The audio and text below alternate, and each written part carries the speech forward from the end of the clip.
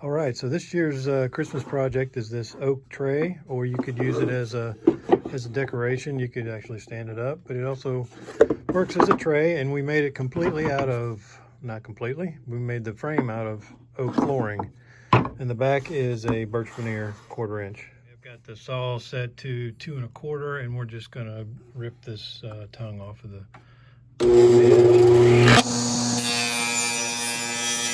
Okay, so now we got the blade set at 3/8 high and 2 inches or just under 2 inches. What we want to do is cut the back of this groove off. Okay, so this is what it looks like after we've removed the tongue and half of the groove. So this will receive the back, so it's recessed in. So first piece we want to make is this long one here, and all the angles for the sides and the bottom piece are going to be set on this setting right here. It's the 31.62 setting.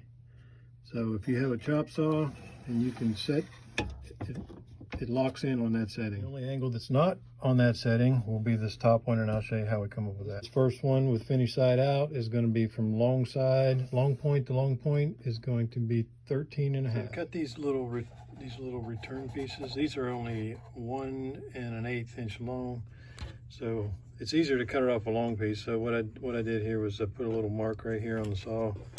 I set it on right like that little angle mark, and that would be for these. And you need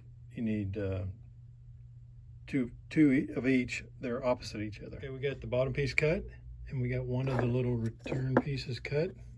It'll go right there. And so we need to make this one, and so this is 7 inches from the long to short, once again on that 31.62 angle. So we got the 7-inch pieces cut. They're opposite each other. You can see the grooves are opposing each other. So they will go here and here, and we have these cut as well. The next one is 5 5/8, and that's once again long to short.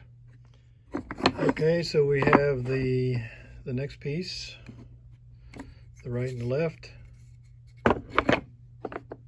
So the next one is this one, and this is the 31.62, and this, I'll show you how we cut this one. The overall length is 6 inches from long to the point. So I made this little jig, and what it's going to do, this is at the 31.62 degree angle, and what you can do is this is that top piece. It's cut to 6 inches from the long point, or it's actually square on that end. And basically what we're going to do is hold that against this guide and cut it just like that. Okay, that's what it looks like after it's cut. And this guide helped keep it vertical, so this cut turns out square, and it's safer to cut this way. All right, we got the top pieces cut, and if you're wondering what that angle is, it's 58.38. Now we're going to nail these little short pieces on. I put a little bit of glue on there, and you just want to make sure this is on a flat surface. Flush it up. This is the top. Make sure that's flushed up, and we're using 1 1/4 brads, just 2 of them.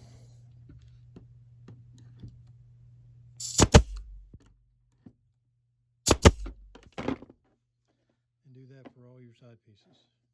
We got the 4 pieces nailed on, and before we nail these together, we want to remove that part of the notch, and we also want to cut off that right there so it doesn't stick in. So you can see how I did it here. It kind of makes it less sharp inside there. We removed that sharp point off there, and we took off some of that groove, and you'll see why when we put the back on, that would have been in the way. So now we can nail these together and have the whole side piece as one piece. And we're just going to put a little bit of glue on the 3 high spots. Flush that up, and just face nail some brads.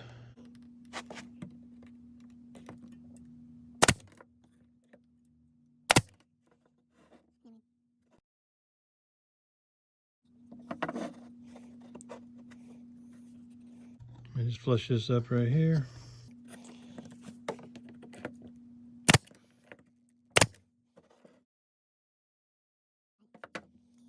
Okay, now we're putting the bottom on.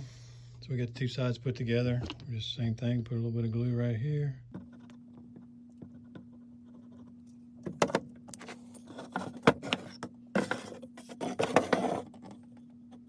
Flush it up like that and nail it. All there's left is putting the side piece on, a little bit of glue on top and bottom, and nail it together.